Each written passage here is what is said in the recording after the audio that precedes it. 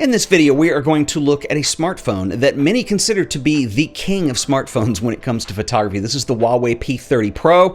I also have the Huawei P30, and I've been using both of these for about 2 months now. I want to talk about where we are with Huawei now, and are these still kind of the benchmarks when it comes to cameras in smartphones. But first, I want to give a quick shout out to our sponsor today, who are the awesome folks over at Squarespace.com. Squarespace is an all-in-one solution for building beautiful websites, portfolios, or even an online store. They have an awesome drag and drop interface so you can build websites without having to write a single line of code. Squarespace now also features calendar integration, so if you want to do scheduling with clients, let's say, this is now super easy and a major lifesaver. So head over to Squarespace, do the free trial, and see if Squarespace is right for you. If it is, I can save you an additional 10% off your order by using offer code AOP on checkout. That offer code, once again, is AOP, and I want to give a special thanks and shout out to the folks at Squarespace for sponsoring another episode of The Art of Photography. A quick note here on just how fast things move in the tech industry, especially when it comes to phones.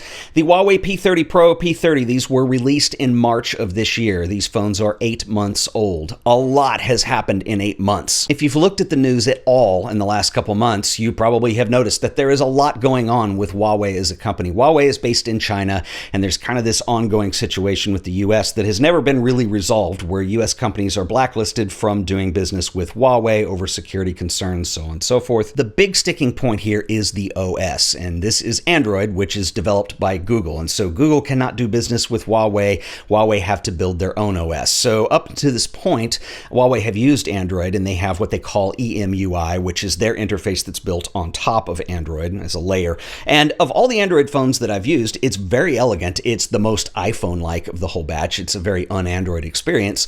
But this also allows you to have the Google Play Store and all of your apps and services connected with your phone. And so this trade ban kind of puts a stick in all of that. International trade aside, both of these phones have very revolutionary camera systems, and that's what I want to talk about in this video. And I also want to kind of address the question, are these phones worth getting into? They're only 8 months old, but is this something that's a wise investment in a phone that you want to use down the line? We're going to break it all down and talk about it. But first, I think it's best to talk about what the differences are between the P30 and the P30 Pro. You can actually get both of these phones in the United States. There's just no US version. So you can get them on Amazon through a third-party dealer. That's what I did with the P30 Pro. And what you're going to do is buy a European version that you are just going to buy as imported. So it won't have a US power supply. Not a big deal. I've got plenty of those lying around, but they are possible to track down. Also important to note, you cannot run these on Verizon. They don't have the right connectivity with the antennas. You can use them on AT&T, T-Mobile. You can use them on Wi-Fi. You can just forego the phone capabilities and just use it as a big iPod Touch if that's what you want to do. Just note that no Verizon compatibility. Most obvious difference between these two phones is the P30 is a little bit smaller and also a little bit lighter. The P30 is dust and splash proof, whereas the P30 Pro is a little more rugged. It meets the IP68 specification. It can be submerged in liquid for up to 2 meters for around 30 minutes. Both phones use Kirin 980 octa-core processors and have the same GPU, so there's really no performance difference between the two. And for what it's worth, the P30 has a 3.5-inch headphone jack. The P30 Pro does not. Another difference is the battery. The P30 has a 3650 milliamp battery, which gives you up to 22.5 watt fast charging. The P30 Pro is a little more robust. It has a 4200 milliamp battery that can use up to 40 watt fast charging, and it also supports wireless charging and reverse wireless charging. I want to say that both phones have impressive battery performance, and the P30 Pro is probably the best battery performance I've seen in any phone. A lot of this is a testament to the fact that they're using large batteries, but it also has a lot to do with the way they're engineered and the way the software works and the efficiency involved with apps running in the background, stuff like that. But these are both very impressive, and like I said, the P30 Pro is the king. It is probably one of the best I have ever used. The biggest notable difference that you're going to see between these two models is the cameras that they use. And what I really like is that Huawei didn't treat it as one's the entry level and one is the higher level. They're both just spec'd differently. So depending on what your needs are and what you want to do with these phones, and I'll point that out, it mainly comes down to the telephoto lens. But both the main wide-angle lenses on both of these phones is a 27mm f1.8 with a 40 megapixel sensor. Now, I want to do a quick sidebar on this because every time I see a tech review and they talk about the 40 megapixel sensor, this is great for marketing because it implies that your image quality is going to be up there kind of in Hasselblad territory or Sony a7 III territory, and it's not. These are tiny sensors still. They're cell phone sensors. The idea behind designing the 40 megapixel sensor that I believe it's Samsung that makes, is that it's actually going to oversample, and it's going to give you better image quality by shrinking that down in the end. So you're going to see that when you go into the Pro mode on either one of these cameras, this is another thing that I love about both these phones, is that you can take raw files from each of the 3 cameras. They don't disable that feature for, let's say, the wide angle lens. However, when you are on the main lens, that 40 megapixel lens, you're going to be able to choose between actually shooting it at 40 megapixels or shooting it at 20 megapixels.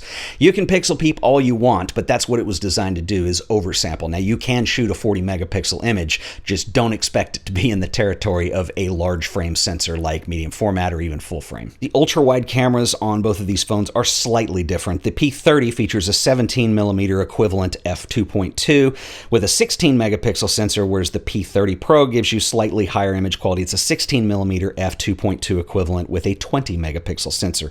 Now, the biggest difference in these is going to be in the telephoto lenses. The P30 telephoto lens is an 80mm equivalent f2.4 with an 8 megapixel sensor.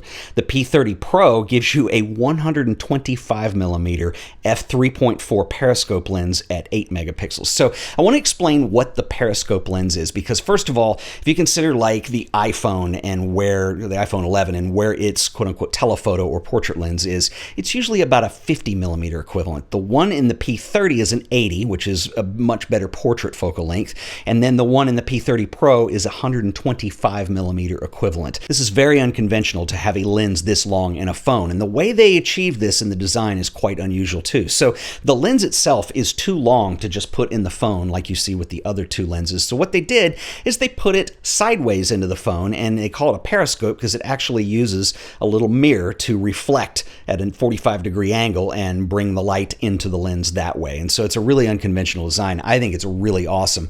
The best part about this is this gives you opportunities to do things with a phone that you can't do on any other phone. In fact, this starts to rival a real camera in the sense that I can have this in my pocket. I did a lot of testing with this. My favorite example was I went to a baseball game and I actually shot the New York Yankees playing the Texas Rangers, and between using the periscope lens and then also the continuous speed shooting, you're able to get some pretty amazing results. Now, the final image is only 8 megapixels, so it's kind of small, but it's still big enough to do things with. And when you consider this is coming from a phone, like my whole deal on phones is that we're seeing features now that make these tools that do things that you couldn't do before. And this is the most important aspect of entire design on these, because if you're going to come out with a new phone every year, you've got to have a reason for people to want to upgrade to it. And I think the Huawei does something that you don't see on any other phone. The one gotcha with the periscope lens is it is an f3.4 at its maximum aperture, so it does need a lot of light. So if you're shooting this at dusk or in the evening or even indoors, it's going to be hard to get good results because you're not going to be able to steady the camera to not get any motion blur. But if you're shooting outside and you have plenty of light, you're absolutely going to love what this thing does. Now, if you do like to shoot indoors, I think that is an argument for the P30 instead of the P30 Pro, because you have an 80mm focal length. It's a little bit shorter. You have a slightly wider aperture, and you're going to get better results, even though the focal length is not as long. All 3 lenses do feature phase detection autofocus, so they focus extremely quickly. And as I mentioned before, they all 3 can shoot RAW. The other impressive thing on this phone is the camera app itself. When you go in here, you've got a ton of different modes that open up a lot of creative possibilities. There's a portrait mode. You have your standard photo mode. You can shoot 4K 30p video. You have a night mode. It's not quite on par with what we're seeing on the Pixel 4, but it's pretty good, and it's good enough in most situations. And probably my favorite mode in this camera app is what they call the aperture mode. So essentially what this does is you're going to pick a point of focus.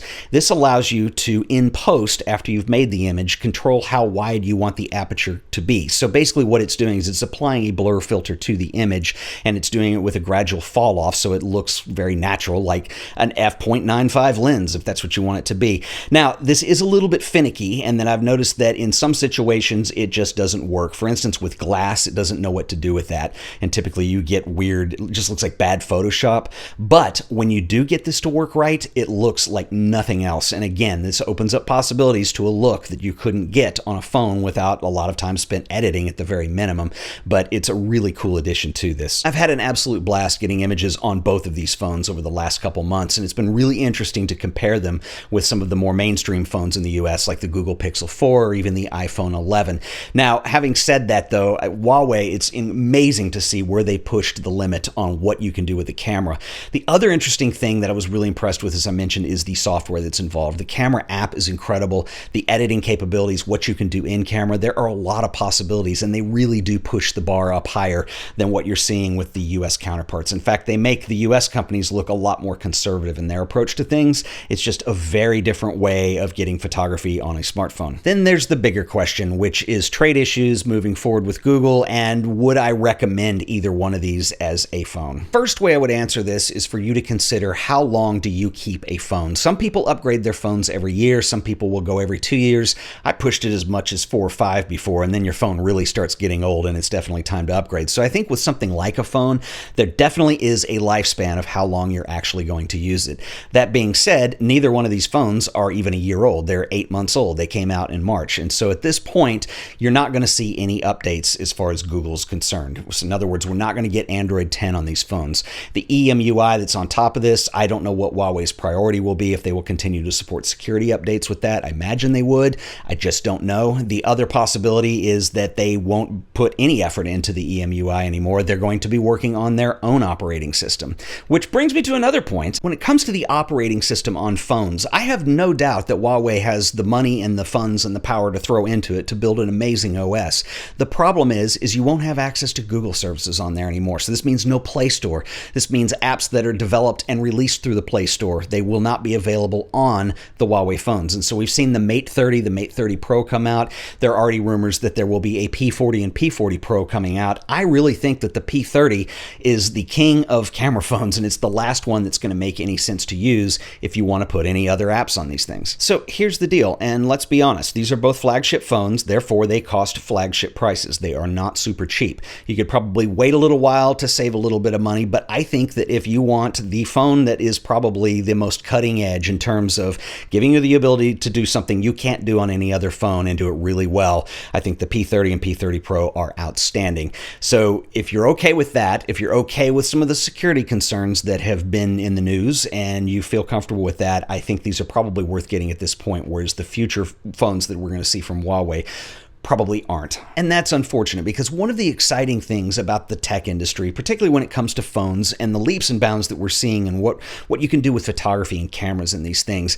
the exciting part is every company trying to outdo what they did in the previous year. I'm sure it's an enormous amount of pressure if you work for one of these companies to be on that type of release schedule. But when you take one of the big players out of the mix, which at least in the US market, unfortunately, is the way it looks right now, it kind of leaves you with a little bit different landscape. And I think it's unfortunate, because Huawei make some amazing cameras in these things. Anyway, I would love to know what you guys think. We'll see you in the next video. Until then, later.